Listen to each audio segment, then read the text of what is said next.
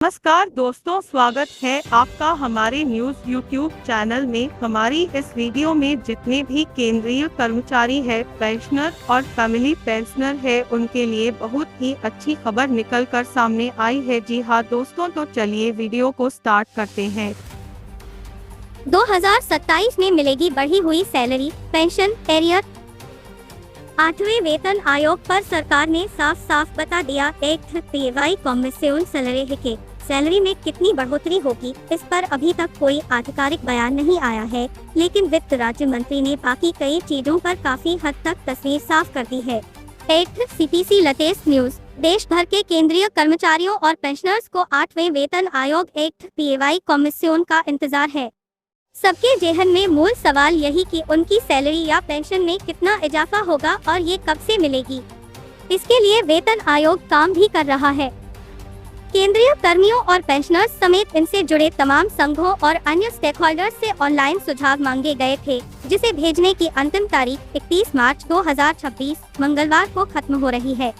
NCJCM staff site, app, all India NPS employees federation समेत कई संगठनों ने सुझाव भेजे भी हैं। अब 8वें वेतन आयोग के कार्यान्वयन, इम्प्लीमेंटेशन और महत्वपूर्ण अपडेट्स का बेसब्री से इंतजार कर रहे कर्मचारी पेंशनर्स के लिए कुछ जरूरी बातें सामने आई है। केंद्र सरकार ने इसको लेकर जानकारियां दी है। इस संबंध में संसद में पूछे गए सवालों के बाद वित्त मंत्रालय ने वेतन, भत्तों और पेंशन से संबंधित प्रस्तावित बदलावों के साथ साथ इसकी समय सीमा को लेकर स्थिति स्पष्ट की है। क्या मई 2027 में मिलेगी बढ़ी हुई सैलरी, पेंशन? लोकसभा में पूछे गए सवालों के लिखित जवाब में वित्त राज्य मंत्री पंकज चौधरी ने बताया कि केंद्र सरकार ने 3 नवंबर 2025 को औपचारिक रूप से 8वें केंद्रीय वेतन आयोग CPC का गठन किया था।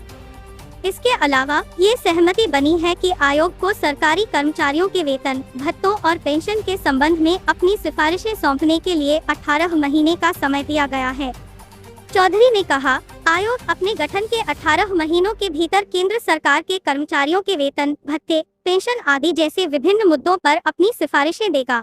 इतना पढ़ते हुए आपके मन में ये सवाल उठ सकता है कि क्या नवंबर 2025 से 18 महीने बाद यानी अप्रैल 2027 तक सिफारिशों का काम पूरा हो जाएगा और क्या मई 2027 से बढ़ी हुई सैलरी और पेंशन मिलनी शुरू हो जाएगी? इस कंफ्यूजन को भी वित्त राज्य मंत्री ने दूर कर दिया है। सिफारिशें मिलने के बाद भी लंबी प्रक्रिया। वेतन आयोग के सिफारिशें सौंपने के बाद जरूरी नहीं कि अगले महीने से ही सैलरी और पेंशन बढ़कर आने लगेगी। इस पर भी वित्त राज्य मंत्री ने जानकारी दी है। उन्होंने सूचित किया गया कि इन सिफारिशों के वित्तीय प्रभाव की जानकारी तभी मिल पाएगी जब 8वें वेतन आयोग द्वारा इन्हें प्रस्तुत किया जाएगा और सरकार इन्हें स्वीकार कर लेगी। यानी उन्होंने स्पष्ट कर दिया कि 18 महीने की समय सीमा केवल सिफारिशें देने के लिए है। आयोग इन सिफारिशों को प्रस्तुत करेगा और सरकार जब इन्हें मान लेगी, उसके बाद ही कर्मचारी पेंशनर्स को बढ़ी हुई सैलरी और पेंशन मिलेगी। पीएवाई कमीशन। क्या मई 2027 में मिलेगी बढ़ी हुई सैलरी, पेंशन, एरियर? 8वें वेतन आयोग पर सरकार ने साफ साफ बता दिया। INFP PAY commission. क्या मई 2027 में मिलेगी बढ़ी हुई सैलरी, पेंशन, एरियर? 8वें वेतन आयोग पर सरकार ने साफ साफ बता दिया, पीएवाई कमीशन सैलरी में कितनी बढ़ोतरी होगी, इस पर अभी तक कोई आधिकारिक बयान नहीं आया है, लेकिन वित्त राज्य मंत्री ने बाकी कई चीजों पर काफी हद तक तस्वीर साफ कर दी है। पीएवाई कमीशन। क्या मई 2027 में मिलेगी बढ़ी हुई सैलरी, पेंशन, एरियर? 8वें वेतन आयोग पर सरकार ने साफ साफ बता दिया, पीएवाई कमीशन। कर्मचारियों और पेंशनर्स की सैलरी, पेंशन में जबरदस्त इजाफा होने वाला है। कब तक क्या कुछ होगा, पूरी डिटेल पढ़ें।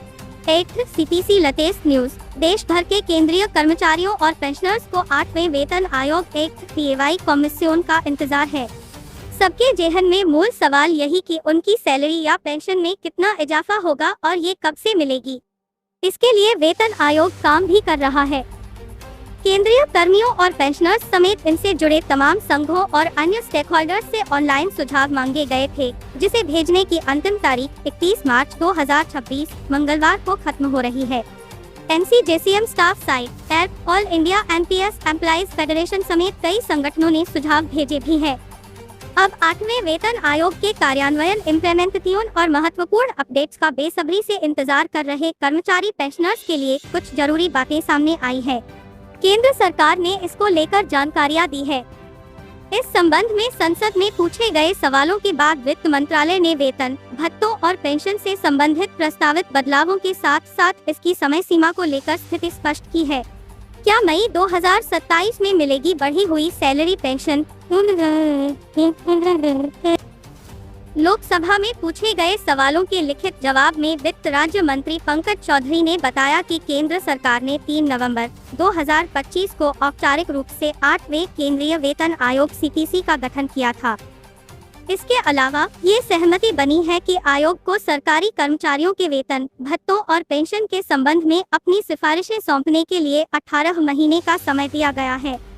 चौधरी ने कहा, आयोग अपने गठन के 18 महीनों के भीतर केंद्र सरकार के कर्मचारियों के वेतन, भत्ते, पेंशन आदि जैसे विभिन्न मुद्दों पर अपनी सिफारिशें देगा। इतना पढ़ते हुए आपके मन में ये सवाल उठ सकता है कि क्या नवंबर 2025 से 18 महीने बाद यानी अप्रैल 2027 तक सिफारिशों का काम पूरा हो जाएगा और क्या मई 2027 से बढ़ी हुई सैलरी और पेंशन मिलनी शुरू हो जाएगी? इस कंफ्यूजन को भी वित्त राज्य मंत्री ने दूर कर दिया है। सिफारिशें मिलने के बाद भी लंबी प्रक्रिया। वेतन आयोग के सिफारिशें सौंपने के बाद जरूरी नहीं कि अगले महीने से ही सैलरी और पेंशन बढ़कर आने लगेगी। इस पर भी वित्त राज्य मंत्री ने जानकारी दी है।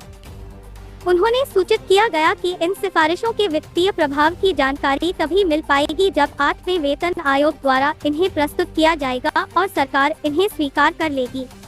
यानी उन्होंने स्पष्ट कर दिया कि 18 महीने की समय सीमा केवल सिफारिशें देने के लिए है।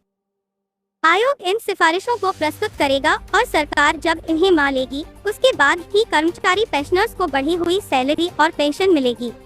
सैलरी में बढ़ोतरी कब से लागू होगी? ताजा अपडेट के अनुसार संशोधित वेतनमान 1 जनवरी 2026 से लागू होने की उम्मीद है।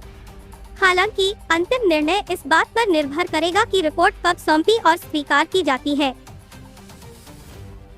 इंडिया टुडे ने गैंग के फाउंडर सीए मनीष मिश्रा के हवाले से बताया है कि कागज पर तो 8वां वेतन आयोग 1 जनवरी 2026 से प्रभावी बताया जा रहा है, लेकिन व्यावहारिक रूप से बढ़ा हुआ वेतन संभवतः 2026 के अंत तक या वित्तीय वर्ष 2026-2027 के दौरान ही कर्मचारियों के बैंक खातों में पहुंचेगा, जैसा कि पिछले वेतन आयोगों के समय देरी देखी गई थी। इसके अलावा सरकारी कर्मचारियों को एरियर्स मिलने की पूरी संभावना है। इसका मतलब है कि संशोधित वेतन की गणना 1 जनवरी 2026 से की जा सकती है, क्योंकि इसी समय 7वें वेतन आयोग का चक्र समाप्त हुआ है। वर्तमान में वेतन में कितनी बढ़ोतरी होगी, इस पर अभी तक कोई आधिकारिक बयान नहीं आया है। इंडिया टुडे ने Karma management global consulting solutions के एमडी प्रतीक वैद्य के हवाले से बताया, उम्मीदों को समझने के लिए 2 आधार मदद करते हैं: पिछले आयोगों का प्रदर्शन और आज की व्यापक इकोनॉमी। 6वें वेतन आयोग ने औसतन लगभग 40% की वृद्धि दी थी, जबकि वेतन और भत्तों पर 7वें वेतन आयोग का कुल प्रभाव अक्सर 23-25% के आसपास माना जाता है, जिसमें 2.57 का एक समान फिटमेंट फैक्टर था। सुझाव भेजने के लिए आखिरी मौका। 8वें वेतन आयोग के संबंध में 18 प्रश्नों वाली एक विस्तृत प्रश्नावली तैयार की गई है और इसे मैगोव पोर्टल पर अपलोड किया गया है। इसके लिए विभिन्न मंत्रालयों, विभागों, राज्य सरकारों, कर्मचारियों, पेंशनभोगियों, यूनियनों, शिक्षाविदों और व्यक्तियों से प्रतिक्रियाएं आमंत्रित की गई है। सुझावों के लिए पहले 16 मार्च तक की डेडलाइन थी, जिसे पिछले दिनों 31 मार्च 2026 तक के लिए बढ़ा दिया गया, यानी अब महज एक दिन शेष रह गए हैं। 8th PAY कमीशन पर बड़ा अपडेट, इन 6 मांगों से तय होगा कर्मचारियों का भविष्य। पूरी जानकारी यहाँ। 8th PAY commission update. केंद्रीय कर्मचारी संगठन NCJCM ने 8वें वेतन आयोग को एक एक्ट सौंपा है, जिसमें पुरानी पेंशन योजना की बहाली से लेकर महिला कर्मचारियों की सेफ्टी जैसे 6 बड़े मुद्दों पर जोर डाला गया है।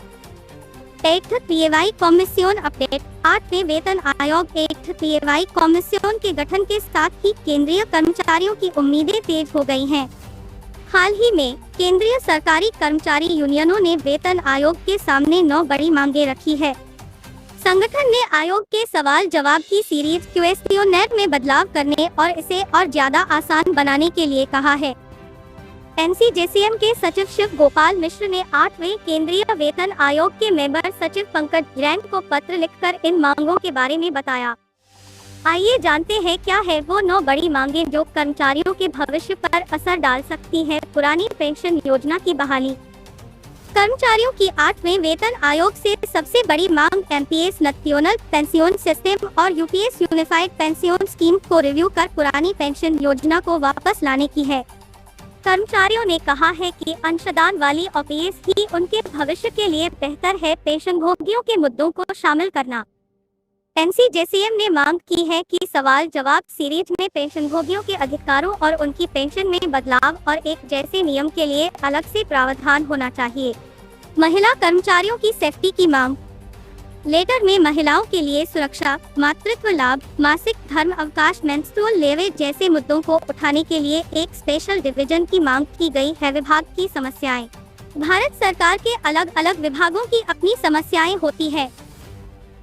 संगठन चाहता है कि हर विभाग को अपनी समस्याओं और कैडर से जुड़े मुद्दों को रखने का मौका जरूर मिले। समय सीमा बढ़ाने की बात। अलग अलग संघों और संगठनों से परामर्श करने के लिए एनसीजेसीएम ने विभाग विशिष्ट ज्ञापन सौंपने की आखिरी तारीख को 21 मई 2026 तक बढ़ाने की मांग की है।